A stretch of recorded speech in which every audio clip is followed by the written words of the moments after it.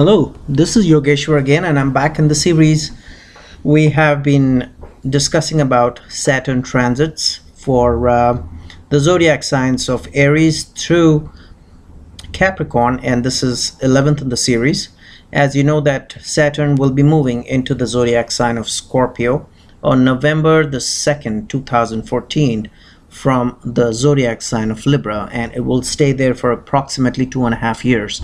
So this is a major transit, and I want to rush this as soon as possible, the series as soon as possible, because it is October already and November is around the corner. So we want to make sure that all the zodiac signs are prepared for this great transit. As you know that Saturn is a great karmic planet, and it stays in one zodiac sign for a long time as compared to other zodiac signs.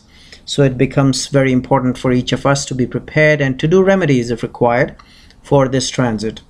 Now, the ancient scriptures do say that the transits have to be looked, or gochara as it is called in Sanskrit, has to be looked from the moon sign and not from the ascendant. However, recent astrological research has concluded that you should look at a transit, especially for Saturn, also from the ascendant.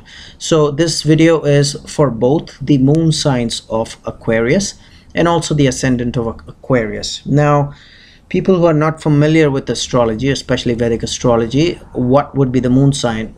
Open up your birth chart or your natal chart or your Rashi chart as it is called, or your Lagna chart as it is called as well in Vedic astrology, and see where your moon is placed. If your moon is placed in number 11, as you can see on the chart, which is the 11th zodiac sign, which is the sign of Aquarius, then your moon sign is Aquarius.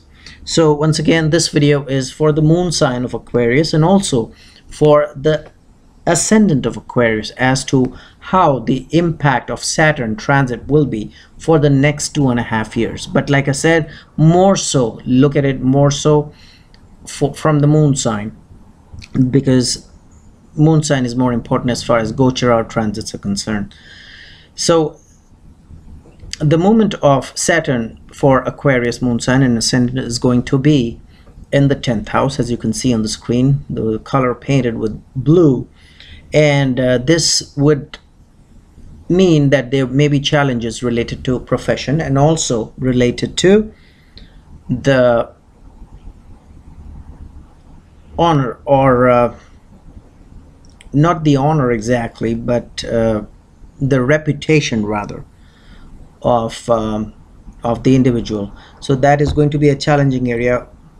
Things related to profession, to your honor, you can say, or even to your reputation, that will be impacted by this transit for Aquarius, especially moon signs, and even for Aquarius ascendant. So be very careful. And you know, if you have a job, you're going into a new profession, a new job, this may not be the best time, because it could prove to be a little challenging. So change of jobs have to be taken into consideration after a lot of thought. Change in profession has to be taken into consideration after a lot of thought. The present occupation and profession and your honor and reputation in the society can be adversely affected. So be very careful on that. And once again, you know, there are remedies. Go consult an expert Vedic astrologer. He will prescribe your remedies for this great transit of Saturn, which is happening for 2.5 years into the zodiac sign of Scorpio. And once again, you know, Saturn does come in our lives from time to time through transits, through mahadashas or main periods, or sub periods, or antardashas or pratyantardashas, or sub periods, to cleanse us of the karmic burden which we accumulate over our lifetimes, and even accumulated karmic balances which we carry from our past lives. So it comes actually as a blessing to cleanse us.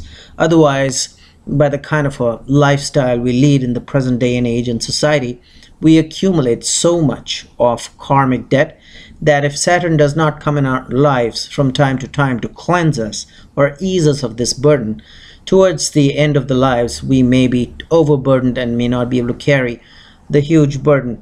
So it comes as a punishment, and it comes as a giver of punishment, and comes as a giver of rewards. And always remember, the transit of Saturn is not bad, for any zodiac sign, or good for any zodiac sign. It comes in as a mix, a bag of good and bad. Just because we keep doing our karmas good and bad, similarly Saturn will come and punish us for our bad deeds and reward us for our good deeds, and it comes again as a mix. So astrologers who say that, okay, well, this Saturn is going to be extremely good and nothing bad will happen from Saturn's point of view, or astrologers who say that this transit is going to be extremely bad, may not be correct from my point of view, because it's not always good or always bad. Any transit will come as a mix. Of course, there could be more good than bad or more bad than good, but again, it's going to be a mix. So I'd already discussed about what the impact of Saturn is going to be on the 10th house. Very challenging from the point of view of profession. And also, if you look at the aspect on the Lagna, which is not on the Lagna but on the 12th house, I'm sorry, the 12th house aspect is also going to be challenging in terms of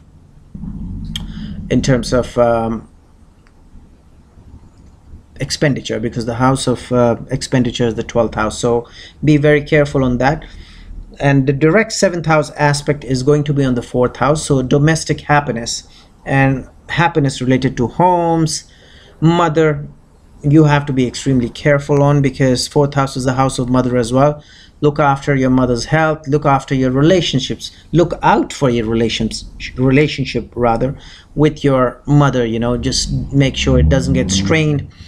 And also for your domestic happiness, it may give you some mental worries and tension, because the 4th house also represents the mind. And as far as the 10th house aspect goes, which will fall right on the 7th house, which is a house of marriage, partnerships and relationships, that also may be a little challenging for people of the moon sign of Aquarius, and also for the ascendant of Aquarius. So be very careful. A new marriage, of course, if it has to happen, it has to happen. There's nothing you can do about it. But make sure the birth charts are matched. You make your due diligence, make sure you're marrying the right person. Any kind of a relationship, be it a business partnership, make sure you sign the right contracts by going through the contracts and the agreements in detail. Do not just be hasty in signing any kind of contracts. Make sure the relationships which are already in place are maintained, because that may be also a challenging period for you.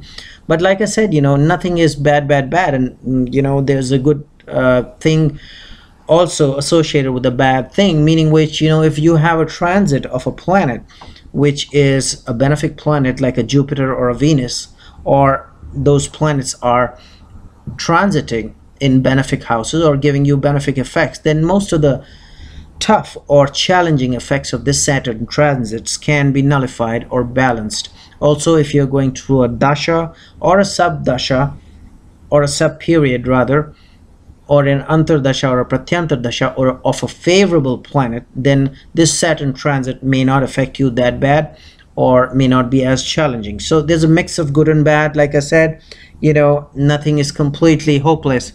So do your remedies, go to an expert Vedic astrologer, and hopefully you will be all fine. So this ends our discussion on the Saturn transit, which is happening on November the 2nd, 2014, into the zodiac sign of Scorpio for the ascendants of Aquarius and for the moon sign of Aquarius. Hopefully you enjoyed this video, and I will recommend check out my website. There is a link below, and subscribe to my channel. Thank you.